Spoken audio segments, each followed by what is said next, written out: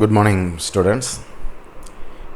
இன்றைக்கி நாம் பார்க்க போகிறது வந்து பல்லூடகம் மல்டிமீடியா அப்படிங்கிற பாடத்தில் 1.4 நான்காவது பகுதி, முதலாவது பாடத்தில் நான்காவது பகுதி, ஃபைல் ஃபார்மேட்ஸ் ஃபார் மல்டிமீடியா, அதாவது தமிழில் பல்லூடகத்திற்கான கோப்பு வடிவங்கள். கோப்பு வடிவங்கள்னால் என்ன, ஃபைல் ஃபார்மேட்ஸ்னால் என்ன? நாம் 11th ஸ்டாண்டர்டில் இந்த ஃபைல் ஃபார்மேட்ஸ்னால் என்ன அப்படிங்கிறத நம்ம பார்த்துருக்கோம் இல்லையா? விண்டோஸ் பார்க்கும்போது விண்டோஸில் ஃபோல்டருக்குள்ளே நிறைய ஃபைல்ஸ் நம்ம பார்த்தோம் இல்லையா? Audio file, video file, text file, இப்படி பல மாதிரியான ஃபைல் ஃபார்மேட்ஸை நம்ம போன வருஷமே நம்ம என்ன செஞ்சுருக்கோம், பார்த்துருக்கோம். இப்போ வந்து நம்ம என்ன பார்க்க போகிறோம்னா, மல்டிமீடியாவுக்கு தேவையான முக்கியமான சில ஃபைல் ஃபார்மேட்ஸை நம்ம பார்க்க போகிறோம். இதை ஏன் தெரிஞ்சுக்கிடணும் அப்படின்னா, இதை வைத்து கொண்டு தான் நாம் ஒரு சிறந்த மல்டிமீடியாவை நம்ம நிச்சய முடியும், உருவாக்க முடியும். ஓகே ஓகே இப்போ நம்ம ஃபஸ்ட்டு நம்ம பார்க்க போகிறது ஃபைல் ஃபார்மேட்ஸில் வந்து டெக்ஸ்ட் ஃபார்மேட்ஸ் அப்படிங்கிறத பார்க்க போகிறோம். 1.4.1ல் டெக்ஸ்ட் ஃபார்மேட்ஸ், அதாவது உரை வடிவங்கள். உரை வடிவங்கள்னால் என்னது? எழுத்து வடிவங்கள். நம்ம ஒரு மல்டிமீடியா வீடியோவோ ஏதோ ஒன்று க்ரியேட் பண்ணும்போது அதில் நாம் என்ன செய்ய வேண்டியிருக்கும்? உரைகளை பயன்படுத்த வேண்டியிருக்கும், டெக்ஸ்ட்டை பயன்படுத்த வேண்டியிருக்கும். அந்த டெக்ஸ்ட்டு வந்து இரண்டு வகைப்படும். ஒன்று வந்து ஆர்டிஎஃப், இன்னொன்று வந்து பிளைன் டெக்ஸ்ட். ஒன்று வந்து ஆர்டிஎஃப், இன்னொன்று வந்து இந்த என்னது? Plain text. சரி, இப்போ இந்த உரை வடிவங்களை இன்னும் கொஞ்சம் தெளிவாக நம்ம என்ன செய்வோம், பார்ப்போம். ஆர்டிஎஃப் அப்படின்னா என்னென்னு பார்த்தாச்சுன்னா, ரிச் டெக்ஸ்ட் ஃபார்மேட் அப்படின்னு சொல்லுவாங்க. ரிச் டெக்ஸ்ட் ஃபார்மேட் இது வந்து ஒரு அடிப்படையான ஒரு ஃபைல் ஃபார்மேட் டெக்ஸ்ட்டுக்கு. இந்த ஃபைல் ஃபார்மேட் உருவாக்கப்பட்ட ஆண்டு வந்து 1987ஆம் ஆண்டு. உருவாக்கிய கம்பெனி, நிறுவனம் யாருன்னு கேட்டாச்சுன்னா மைக்ரோசாஃப்ட். இந்த ஆர்டிஎஃப் அப்படிங்கிற ஃபைலை மைக்ரோசாஃப்ட் உருவாக்கி தன்னுடைய மென்பொருள்களில் உபயோகிக்க ஆரம்பித்தது. முதலில் உருவாக்கியது என்னது? மைக்ரோசாஃப்ட் கம்பெனி தன்னுடைய மென்பொருளில், அதாவது மைக்ரோசாஃப்ட் வேர்ட் அப்படின்னு சொல்லி அவங்க ஒரு மென்பொருள் வச்சுருக்காங்க. அதில் என்ன செஞ்சாங்க? உபயோகிக்க ஆரம்பித்தாங்க. ஓகே, ஆர்டிஎஃப்னால் என்னென்னு பார்த்தோம். அடுத்தது பிளைன் டெக்ஸ்ட். பிளைன் டெக்ஸ்ட்டுக்கும் ஆர்டிஎஃப்க்கும் என்ன வித்தியாசம் அப்படின்னு கேட்டிங்கன்னா, ரெண்டுமே உரைகள் தான், டெக்ஸ்ட்டு தான். ஆனால் வந்து பிளைன் டெக்ஸ்ட் வந்து எல்லா வித மென்பொருள்லையும் நம்ம நினச்சலாம் பயன்படுத்தலாம். ஆர்டிஎஃப் வந்து எல்லா வித மென்பொருளையும் பயன்படுத்த முடியாது. பிளைன் டெக்ஸ்ட் கோப்புகளை வந்து பல உரை பதிப்பான்களிலும் திறக்கலாம். உரை பதிப்பான் நம்ம போன வருஷம் படித்தோம் இல்லையா? வேர்டு ப்ராசஸர் தான் என்னது? உரை பதிப்பான்னு பேர், அதாவது text editors. Okay, Notepad. நீங்கள் சாதாரணமாக விண்டோஸில் நீங்கள் வாங்கினோடனே உங்களுக்கு ஃப்ரீயாக கிடைக்கிறது என்னது? Note pad. மைக்ரோசாஃப்ட் வேர்டெலாம் நீங்கள் என்ன செஞ்சுருக்கும்? பே பண்ணி தான் இன்ஸ்டால் பண்ண வேண்டியிருக்கும் இந்த நோட் பேட். அதே மாதிரி இந்த கெட்டிட் அப்படிங்கிறது ஒரு உரைப்பதிப்பான். அது வந்து யூனிக்ஸ், நம்ம போன வருஷம் படித்தோம் இல்லையா? யூனிக்ஸ், லினக்ஸ் அப்படிங்கிற ஆப்ரேட்டிங் சிஸ்டத்தில் பயன்படுத்தக்கூடிய ஒரு டெக்ஸ்ட் எடிட்டர். அதே மாதிரி டெக்ஸ்ட் எடிட் அப்படிங்கிறது மேக் ஓஎஸில் பயன்படுத்தக்கூடிய ஒரு டெக்ஸ்ட் எடிட்டர். சரி, இந்த பிளைன் டெக்ஸ்ட் வந்து எல்லாத்துலேயும் என்ன செய்யலாம்? பயன்படுத்தலாம். இந்த ஆர்டிஎஃப் வந்து எல்லா இடத்துலையும் என்ன செய்ய முடியாது? பயன்படுத்த முடியாது. மைக்ரோசாஃப்டோடைய கம்பெனியோடைய மென்பொருளில் மட்டும்தான் நம்ம என்ன செய்ய முடியும்? பயன்படுத்த முடியும். இந்த பிளைன் டெக்ஸ்ட்டை வந்து நாம் மின்னஞ்சல் அனுப்புதோம் இல்லையா? இமெயில் சென்ட் பண்ணுறதுக்கு நம்ம அதிகமாக யூஸ் பண்ணிக்கிறோம். Plain text is the original and popular way of conveying and email. Okay, இப்போ நம்ம டெக்ஸ்ட்டு பற்றி நம்ம பார்த்துட்டோம். அடுத்தது ஃபைல் ஃபார்மேட்ஸ் ஃபார் மல்டிமீடியா, பல்லூடகத்திற்கான கோப்பு வடிவங்கள். அடுத்து வருவது என்னதுன்னா 1.4.2ல் வந்து இமேஜ் ஃபார்மேட்ஸ், அதாவது நிழற்பட வடிவங்கள். நாம் ஒரு மல்டிமீடியா ப்ராஜெக்ட் பண்ணுறோம் அப்படின்னா வெறும் டெக்ஸ்ட்டை மட்டும் வச்சு பண்ண முடியாது இல்லையா, அதுக்கு சில ஃபோட்டோஸ் தேவைப்படும். இப்போ எடுத்துக்காட்டாக இப்பொழுது நீங்கள் ஸ்க்ரீனில் பார்க்குறீங்க இல்லையா, இதில் வந்து வெறும் டெக்ஸ்ட்டை மட்டும் நான் காட்டலை. இந்த சைடில் பார்த்தீங்கன்னா எனது ஒரு இமேஜ் இருக்குது இல்லையா, ஒரு கம்ப்யூட்டர்லேருந்து பட சுருள் வர்ற மாதிரி, ஒரு கிட்டார் வர்ற மாதிரி, இந்த மாதிரிலாம் ஒரு சில படங்கள் இருக்குது. இது எதற்காக பயன்படுத்துகிறோம் என்றால் அந்த பக்கத்திற்கு ஒரு வடிவத்தை கொடுக்க. சரியா, அப்போ இதுவும் ஒரு மல்டிமீடியா ப்ராஜெக்ட் தான். இப்போ நீங்கள் பார்த்துக்கிட்டு இருக்கிறதே ஒரு மல்டிமீடியா ப்ராஜெக்ட் தான். இந்த மல்டிமீடியா ப்ராஜெக்டில் வந்து வெறும் டெக்ஸ்ட்டை மட்டும் இல்லாமல் இந்த மாதிரி என்ன செய்யலாம், இமேஜஸையும் என்ன செஞ்சுக்கலாம், கொண்டு வந்துடலாம். இது ஒரு இமேஜ், இந்த ரைட் சைடில் ஒரு கார்னரில் தெரியுது இல்லையா, இதுவும் ஒரு இமேஜ் தான். சரி, இமேஜஸ், ஃபோட்டோஸ், தமிழில் நிழற்பட வடிவங்கள். என்னென்ன இமேஜ் ஃபார்மேட்லாம் இருக்குது அப்படின்னு நம்ம நினச்சி போகிறோம், பார்க்க போகிறோம். ஃபஸ்ட்டு டிஃப், அதாவது டேக்டு இமேஜ் ஃபைல் ஃபார்மேட். ரெண்டாவதாக நாம் பார்க்க போகிறது பிஎம்பி, அதாவது பிட்மேப். அடுத்தது டிஐபி, டிவைஸ் இண்டிபெண்டன்ட் பிட்மேப். அடுத்தது ஜிஃப், அதாவது கிராஃபிக்ஸ் இன்டர்சேஞ்ச் ஃபார்மேட். அடுத்தது JPEG, joint photographic experts group. TGA, டக்ரா. PNG, portable network graphics. Tamil medium படிக்கிற மாணவர்களுக்கும் இந்த இமேஜ் ஃபார்மேட்ஸ் இங்கிலீஷில் தான் கொடுத்துருக்காங்க. ஓகே, அதை நல்லா வாசிச்சுக்கோங்க. அந்த வார்த்தைகள் ஸ்பெல்லிங்லாம் நல்லா நினச்சிக்கோங்க, பார்த்துக்கோங்க. உங்களுக்கு 2-3 மார்க் கொஸ்டின், 5 மார்க் கொஸ்டினில் என்ன செய்யலாம், what are the image formats, நிழற்பட வடிவங்களை பற்றி குறிப்பு வரைக அப்படின்னு கொஸ்டின்ஸ் என்ன செய்யலாம், கேட்கலாம். சரி, இப்போது நிழற்பட வடிவங்களில் நாம் முதல்ல பார்க்க போகிறது என்னென்னா டிஃப், டேக்டு இமேஜ் ஃபைல் ஃபார்மேட். இந்த டேக்டு இமேஜ் ஃபைல் ஃபார்மேட்டுங்கிறது என்ன? This format is common in desktop publishing world for high quality output and is supported by almost all software packages. Recent versions of TIFF allows image compression and the format is comfortable for moving large files between computer. அதாவது இந்த வடிவம் கணிப்பொறி பதிப்பக உலகில் பொதுவானதாகும். இந்த டிஃப்பை பொதுவாக கணினியில் உலகத்தில் பொதுவாக காமனாக உள்ள ஒரு நிழற்பட வடிவமாகும். அதிலும் தரமான ஒரு நிழற்பட வடிவம் ஆகும். இப்போ உள்ள சமீபத்திய டிஃபின் சமீபத்திய பதிப்புகள் நிழற்பட குறுக்கத்தை அனுமதிப்பதோடு கணினிகளுக்கிடையே பெரிய கோப்புகளை அனுப்புவதற்கும் வசதியான வடிவமாகும். அது என்ன சார், நிழற்பட குறுக்கத்தை அனுமதிப்பதோடு அப்படின்னு உங்களுக்கு ஒரு கொஸ்டின் வரலாம். ஓகேயா, பொதுவாக ஒரு படத்தை நம்ம என்ன செய்கிறோம், க்ரியேட் பண்ணுறோம், ஒரு கேமரா வச்சு எடுக்கோம் அப்படின்னா நல்ல குவாலிட்டிங்கும்போது அதனுடைய அளவு என்ன இருக்கும், ஜாஸ்தியாக இருக்கும். நேற்று நம்ம பார்த்தோம் இல்லையா, அளவு அதனுடைய அந்த எம்பி, இது 5 MB, இது 10 MBன்னு சொல்லுவோம் இல்லையா, அளவு, அந்த அளவு ஜாஸ்தியாக இருக்கும். சரி, இப்படி அளவு ஜாஸ்தியாகும்போது எல்லா இடத்துலையும் ஈஸியாக என்ன செய்ய முடியாது, அனுப்ப முடியாது. நெட் கனெக்ஷன் கம்மியாக இருந்தால் நான் ஒரு ஃபோட்டோ உங்களுக்கு அனுப்புகிறேன் அப்படின்னா நெட்டு ஸ்பீடு கம்மியாக இருந்தால் அந்த ஃபோட்டோ சேர உங்களுக்கு என்ன செய்யும், கொஞ்சம் நேரம் ஆகும். அதே இது அந்த ஃபோட்டோ சின்ன ஃபைலாக இருந்துச்சுன்னா உங்களுக்கு சீக்கிரம் என்ன செஞ்சிடும், சேர்ந்துடும் இல்லையா. அப்போது ஒரு ஃபோட்டோவை, ஒரு டிஃப்பை என்ன செய்யலாம், குறுக்கத்தை அனுபவிப்பதோடு, அதாவது கம்ப்ரஸ் பண்ணிக்கலாம். கம்ப்ரஸ் பண்ணி உங்களுக்கு என்ன செய்யலாம், அனுப்பலாம்.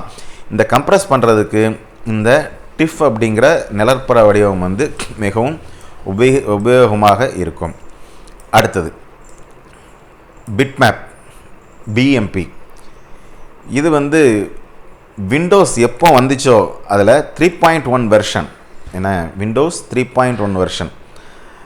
இப்போ நீங்கள் யூஸ் பண்ணிக்கிட்டு இருக்கிற விண்டோஸ் வெர்ஷன் என்னது, விண்டோஸ் 10. விண்டோஸ் 3.1ங்கிறது எனக்கு தெரிஞ்சு அது வந்த வருஷம் 1988லேருந்து 90 அந்த வருஷமாக இருக்கும். அந்த வருஷமே இந்த பிட்மேப் அப்படிங்கிற நிழற்படிவம் என்ன செஞ்சாச்சு, உருவாக்கப்பட்டது. இது வந்து மிகவும் பெரிய லார்ஜ் ஃபைலாக இருக்கும். இது வந்து குறுக்கமற்றது, என்ன செய்ய முடியாது, கம்ப்ரஸ் பண்ண முடியாது. Initially this format is in use with Windows 3.1. It is quite large and uncompressed and hence BMP is used for high resolution and large images. பொதுவாக BMP என்ன செய்ய மாட்டாங்க, எல்லாரும் யூஸ் பண்ண மாட்டாங்க. ரொம்ப ஹை ரெசல்யூஷனில் ஃபோட்டோ இருக்கணும், நல்ல தெளிவாக இருக்க வேண்டும், பெரிய இமேஜாக இருந்தாலும் பரவாயில்ல, என்னுடைய ஹார்ட் டிஸ்கில் கெப்பாசிட்டி ஜாஸ்தி இருக்குது அப்படின்னு நினைக்கிறவங்க என்ன செய்வாங்க, இந்த பிட்மேப் இமேஜை என்ன செய்வாங்க, யூஸ் பண்ணுவாங்க. அடுத்தது DIB, இது வந்து டிவைஸ் இண்டிபெண்டன்ட் பிட்மேப். இந்த ஃபார்மேட் வந்து BMP மாதிரி அதே மாதிரி தான், similar to BMP, allows the files to displayed on a variety of devices. இந்த DIBங்கிற இமேஜ் ஃபார்மேட்டும் BMP மாதிரி தான், வெரைட்டி ஆஃப் டிவைசஸில் என்ன செய்யலாம், நீங்கள் யூஸ் பண்ணலாம். சரி, அடுத்து நம்ம பார்க்க போகிறது GIF, கிராஃபிக்ஸ் இன்டர்சேஞ்ச் ஃபார்மேட். இந்த ஜிஃப்ங்கிற ஃபைலை நீங்கள் கேள்விப்பட்டிருப்பீங்க இல்லையா? இப்போ வந்து நீங்களாம் மொபைல் ஃபோன் யூஸ் பண்ணுறீங்க, இந்த மொபைல் ஃபோனில் அதிகமாக இந்த ஜிஃப் ஃபைல் ஃபார்மேட்டை நீங்கள் பார்த்துருப்பீங்க. பொதுவாக ஜிஃப் ஃபைல் ஃபார்மேட் வந்து ஒரு அனிமேட்டடாக இருக்கும், அளவு ரொம்ப கம்மியாக இருக்கும் இல்லையா? This is compressed image format. Most of the computer colour images and backgrounds are GIF files. This file format is best suitable for graphics that uses only limited colors and it is the most popular format used for online color photos. 13-bit color lookup table is used by the GIF format to identify its color value. அதாவது நீங்கள் வந்து இப்போ ஒரு வெப்சைட்டுக்குள்ளே போகிறீங்க அப்படின்னா அந்த வெப்சைட்டில் அதிகமாக படங்கள் நீங்கள் பார்க்கலாம், கண்கவர் படங்களை நீங்கள் நினைச்சலாம் பார்க்கலாம். அந்த வெப்சைட்டில் யூஸ் பண்ணுற படங்கள் அநேகமாக ஜிஃபாக தான் இருக்கும். ஏன்னு கேட்டாச்சுன்னா இது வந்து ரொம்ப அளவில் கம்மியாக சின்னதாக இருக்கிறதுனால அந்த வெப்பேஜ் ஓப்பன் பண்ணும்போது உங்களுக்கு ஸ்பீடாக என்ன செஞ்சிடும், ஓப்பன் ஆயிரும். ஒருவேளை உங்களுக்கு நெட் ஸ்பீடு வந்து கம்மியாக இருந்தாலும் அந்த படமானது என்ன செஞ்சிடும், சீக்கிரம் ஓப்பன் ஆயிரும். அதற்காக தான் இந்த ஜிஃப் அப்படிங்கிற கிராஃபிக்ஸ் இன்டர்சேஞ்ச் ஃபார்மேட்டை என்ன செய்கிறாங்க, யூஸ் பண்ணுறாங்க. அடுத்தது நீங்கள் பார்க்க போகிற இமேஜ் ஃபார்மேட் வந்து JPEG, அதாவது ஜாயிண்ட் ஃபோட்டோகிராஃபிக் எக்ஸ்பர்ட்ஸ் குரூப். இந்த JPEG வந்து எதுக்காக டிசைன் பண்ணாங்கன்னா, to attain maximum image compression, அதாவது மேக்ஸிமம் எவ்வளோ சுருக்க முடியுமோ என்ன செஞ்சுக்கலாம், ஒரு படத்தை கம்ப்ரெஸ் பண்ணிக்கலாம். இதுக்கு வந்து என்ன டெக்னிக் யூஸ் பண்ணுறாங்கன்னா, லாஸி கம்ப்ரெஷன் டெக்னிக் அப்படின்னு சொல்லி ஒன்று யூஸ் பண்ணுறாங்க. ஓகேயா? Where a compression method is referred that loses some of the data required for the image reconstruction. It works good with photographs, naturalistic artwork and similar material but functions less on lettering, live drawings or simple cartoons. சரி, இது வந்து என்ன அப்படின்னு கேட்டாச்சுன்னா ரொம்ப தெளிவான படங்களை எடுக்க இது உதவுது. ரொம்ப தெளிவான படத்தை அதே நேரத்தில் கம்ப்ரஷன் பயன்படுத்தி, என்னது குறுக்கத்தை பயன்படுத்தி என்ன செய்து எடுக்க உதவுது. ஓகே, பொதுவாக இதை வந்து நம்ம ஃபோட்டோஸ்லாம் வந்து JPEG-ஆக தான் இருக்கும். நீங்கள் பார்த்துருப்பீங்க, நீங்கள் ஒரு கேமராவில் ஒரு ஃபோட்டோ எடுத்தீங்கன்னா கூட அது வந்து மேக்ஸிமம் JPEG-ஆக தான் இருக்கும். அடுத்து நீங்கள் பார்க்க போகிறது TGA. இது என்னென்னா, இது அதிக தெளிவுத்திறன் நிலப்படங்களுக்கான முதல் பிரபலமான வடிவமாகும். இது வந்து அதிகமான தெளிவுத்திறன் உள்ள கிளாரிட்டி உள்ள ஃபோட்டோஸ்க்காக உருவாக்கப்பட்ட முதல் பிரபலமான வடிவமாகும். பெரும்பான்மையான ஒளிக்காட்சி பிடிப்பு பலகைகள் TGA-வை ஆதரிக்கின்றன. அதாவது ஒளிக்காட்சி பிடிப்பு அப்படின்னா என்னது, பல வகையான கேமராக்களும் TGA ஃபார்மேட்டில் என்னச்சுது படங்களை எடுக்கிறதுக்கு உதவுது. சரி, அடுத்தது PNG, போர்ட்டபிள் நெட்வொர்க் கிராஃபிக்ஸ். இது வந்து குறைந்த இழப்பு, சிறியது மற்றும் நன்கு குறுக்கப்பட்டு செவ்வக நிழற்படங்களாக சேமிக்கப்படும் ஒரு கோப்பு வடிவமாகும். இது ஜிஃப்க்கு மாற்றாக செயல்படுகிறது மற்றும் டிஃபின் பல பொதுவான பயன்களையும் மாற்றுகிறது. ஓகே,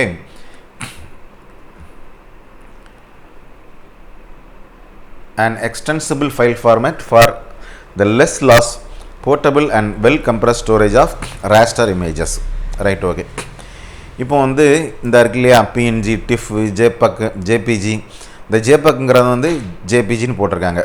என்னது PDF, EPS, PSD, இது எல்லாமே உங்கள் கம்ப்யூட்டரில் வந்து இந்த மாதிரி இமேஜ் ஃபைல்ஸை வச்சுருந்தீங்கன்னா அதை நீங்கள் ஃபைல் வியூவில் போய் பார்க்கும்போது இந்த மாதிரி தான் உங்களுக்கு என்ன செய்யும், ஐகான்ஸாக என்ன செய்யும் உங்களுக்கு தெரியும்.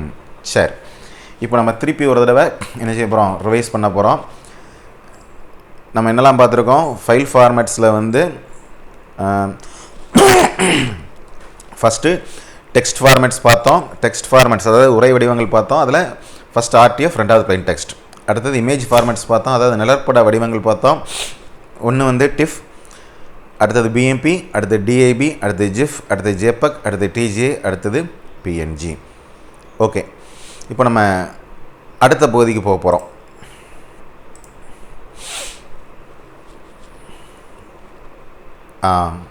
அடுத்த பகுதி என்ன அப்படின்னு பார்த்தீங்கன்னா digital audio formats.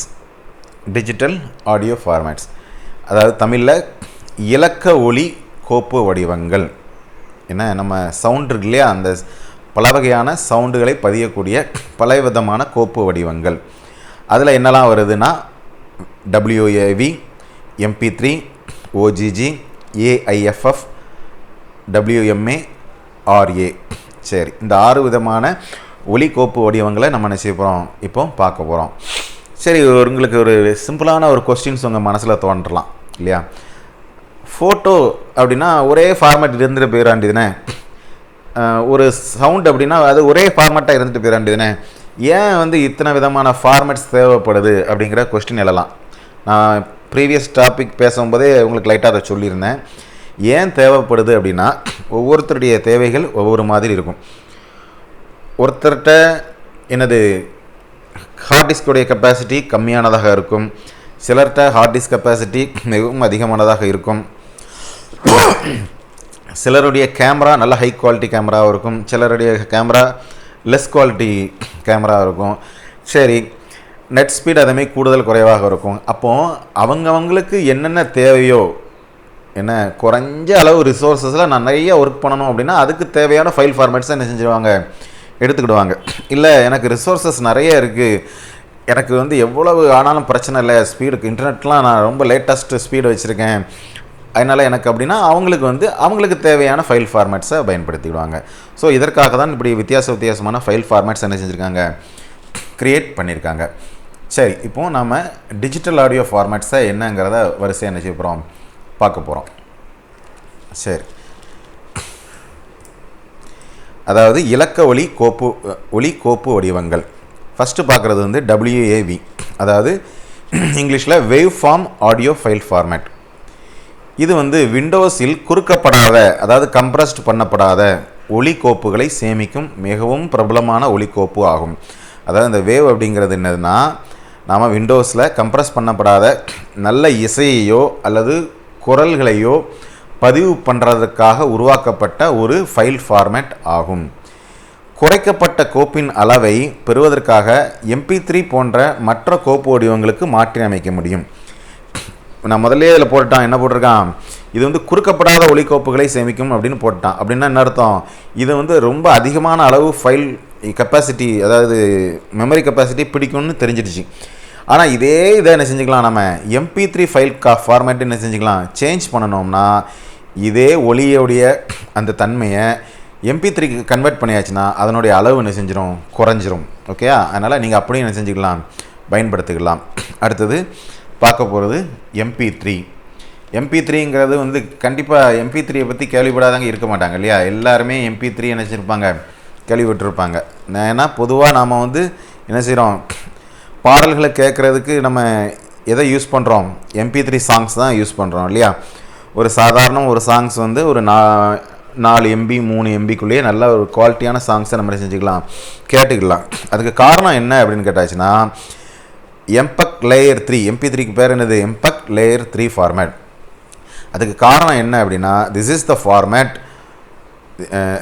The most popular format for storing and downloading music. நம்ம அதிகமாக யூஸ் பண்ணுற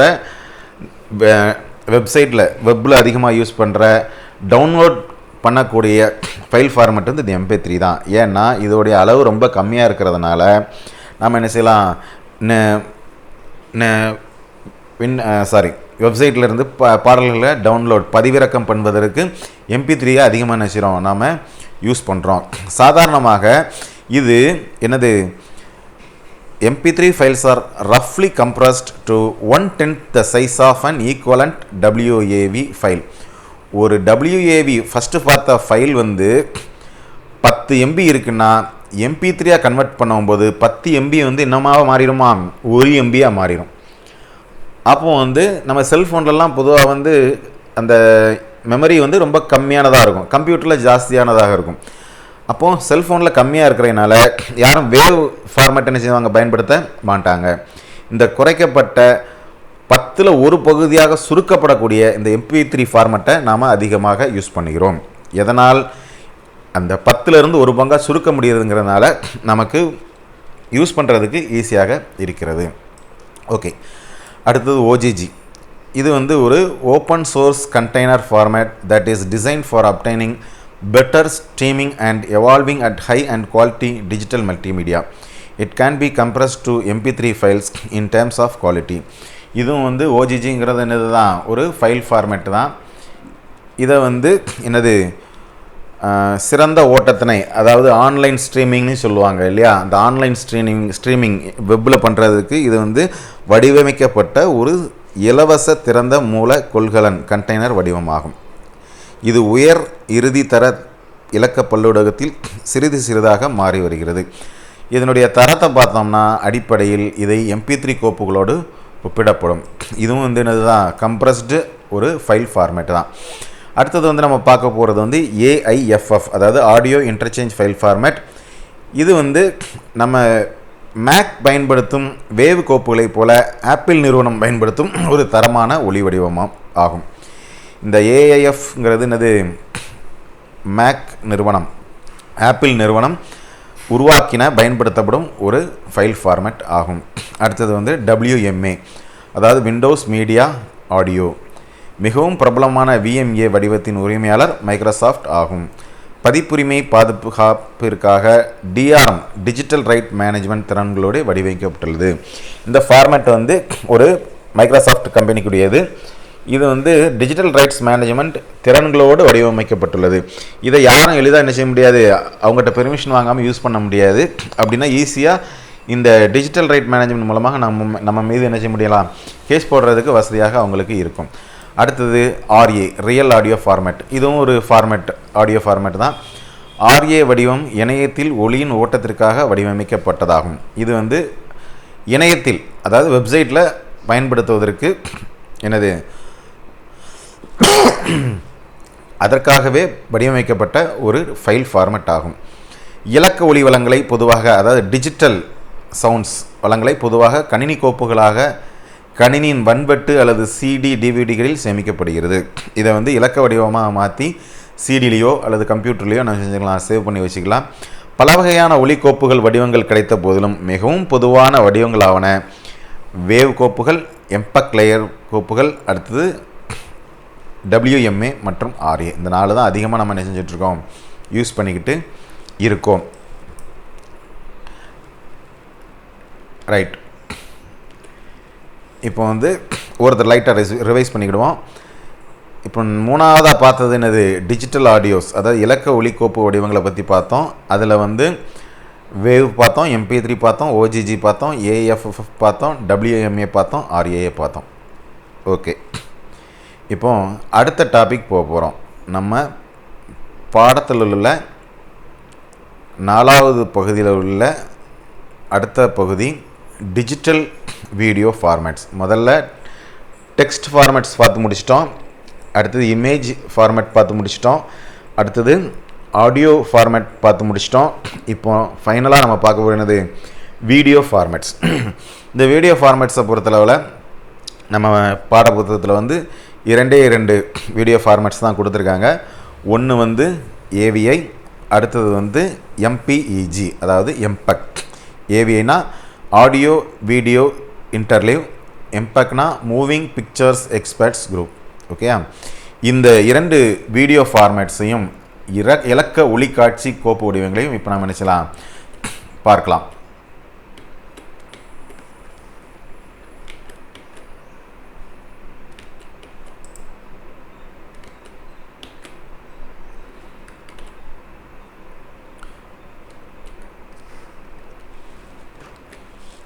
ரைட்.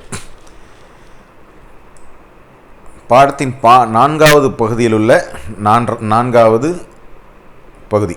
ஓகே, இதில் பார்த்தோன்னா ஃபஸ்ட்டு நம்ம பார்க்க போகிறது AVI, அதாவது ஆடியோ வீடியோ இன்டர்லேவ். இது ஒரு விண்டோஸிற்கான ஒரு ஒளிக்காட்சி கோப்பு வடிவமாகும். இங்கு ஒளி மற்றும் படத்தின் கூறுகளை கோப்பில் மாற்று நெடுவரிசை தொகுப்பில் இன்டர்லேவ் சங்க் முறையில் சேமிக்கப்படுகிறது. ஏன்னா இது வந்து முழுக்க முழுக்க யாருக்காக, விண்டோஸ் அப்படிங்கிற நிறுவனம், மைக்ரோசாஃப்டுடைய விண்டோஸ் நிறுவனத்திற்காக உருவாக்கப்பட்ட ஒரு ஃபைல் ஃபார்மேட் ஆகும். AVI is the video file format for Windows. Here sound and picture elements are stored in alternate interleaved chunks in the file. Okay, அடுத்தது பார்க்க போகிறது MPEG, Moving Picture Experts Group. இந்த MPEGங்கிறது வந்து is a standard for generating digital video and audio compression under International Standard Organization ISO by the group of peoples. The group has developed MPEG-1, the standard on which video CD and MP3 are based. MPEG-2, the standard that supports products as digital television, set-top boxes and DVD. MPEG-4, the standard for multimedia and mobile web. MPEG-7, the standard for search of audio and visual content. Research on MPEG-21 multimedia framework has started in 2000. அதாவது இந்த MPEG-லேயே வந்து MPEG-1, MPEG-2, MPEG-4, MPEG-7 அப்படின்னு சொல்லி பல versions இருக்குது. ஒவ்வொரு வெர்ஷன்ஸும் ஒவ்வொரு காரணத்திற்காக உருவாக்கப்பட்டது. உதாரணமாக MPEG-1 அப்படிங்கிறது வந்து யாருக்காக உருவாக்கப்பட்டது, எதற்காக உருவாக்கப்பட்டதுன்னா CD MP3 பிளேயர்ஸுக்காக உருவாக்கப்பட்டது. MPEG-2 அப்படிங்கிறது வந்து digital television, set top boxes, DVD இதற்காக உருவாக்கப்பட்டது. MPEG-4 அப்படிங்கிறது வந்து standard for multimedia and mobile, நம்ம மொபைல் வெப்சைட்டில் யூஸ் பண்ணுறதற்காக உருவாக்கப்பட்டது MPEG-4. ஏன்னா இப்படி பல காரணங்களுக்காக அந்த MPEG அப்படிங்கிற இந்த வடிவம், ஃபைல் வடிவமானது உருவாக்கப்பட்டது. நாம் அதிகமாக வந்து யூஸ் பண்ணுற வீடியோஸ் பார்த்திங்கன்னா இது MPEG-4 தான் நம்ம என்ன நினைச்சிரோம் யூஸ் பண்ணுறோம், MPEG தான் நினைச்சிரோம் யூஸ் பண்ணுறோம். சரி, நெக்ஸ்ட்டு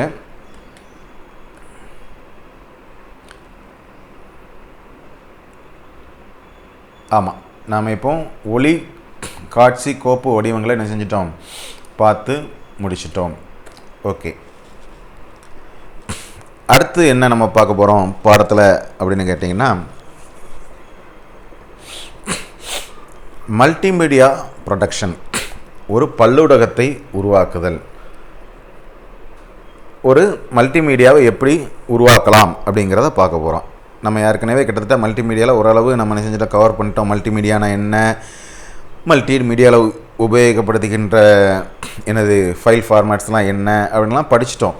இனிமேல் நாம் என்ன செஞ்சிடலாம், எப்படி ஒரு மல்டிமீடியாவை உருவாக்குவது அப்படிங்கிறத பார்க்க போகிறோம். ஃபஸ்ட்டாக 5வது பகுதியாக ஸ்டெப்ஸ் இன் மல்டிமீடியா ப்ரொடக்ஷன், அதாவது பல்லுடகத்தை உருவாக்கும் படிநிலைகள். இதில் பார்த்தீங்கன்னா மொத்தம் வந்து 6 படிநிலைகள் கொடுத்துருக்காங்க.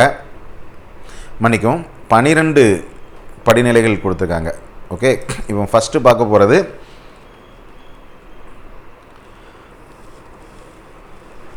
ஒரு நிமிஷம்.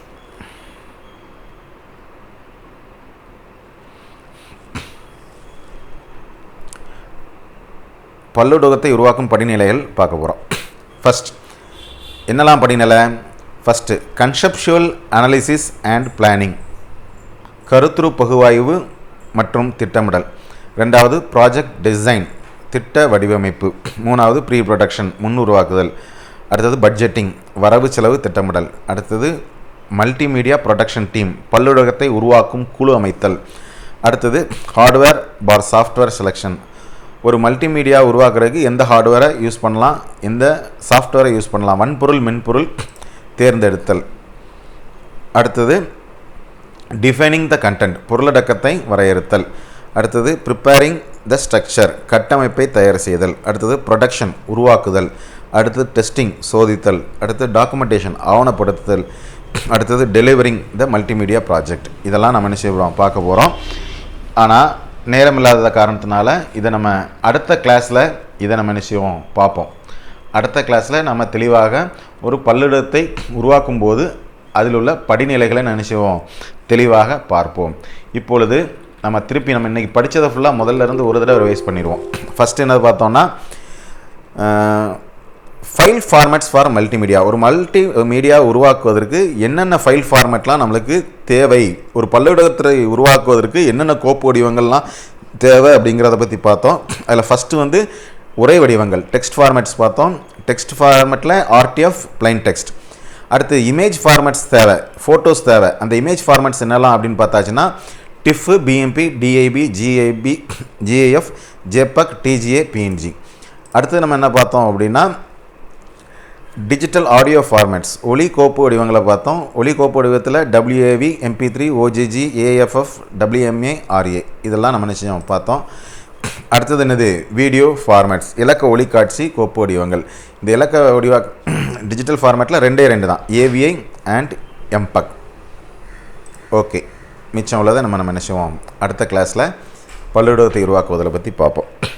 திரும்பவும் சொல்கிறேன் ஸ்டூடெண்ட்ஸ், திருப்பி ஒரு தடவை இந்த வீடியோ பார்த்து முடிச்சுட்டு உங்கள் புக் எடுத்து திரும்ப நல்லா வாசிங்க. இதற்கு இந்த டாப்பிக்கில் உள்ள புக் பேக் கொஸ்டின்ஸ் என்ன உண்டோ அதை அண்டர்லைன் பண்ணி குறிங்க, ஒன் வேர்டை குறிங்க, நல்லா ரீட் பண்ணுங்கள், தரோவாக ரீட் பண்ணுங்கள். கண்டிப்பாக நீங்கள் நினச்சலாம் நல்ல ஹை மார்க்ஸ் ஸ்கோர் பண்ணலாம். Okay, see you again. Bye.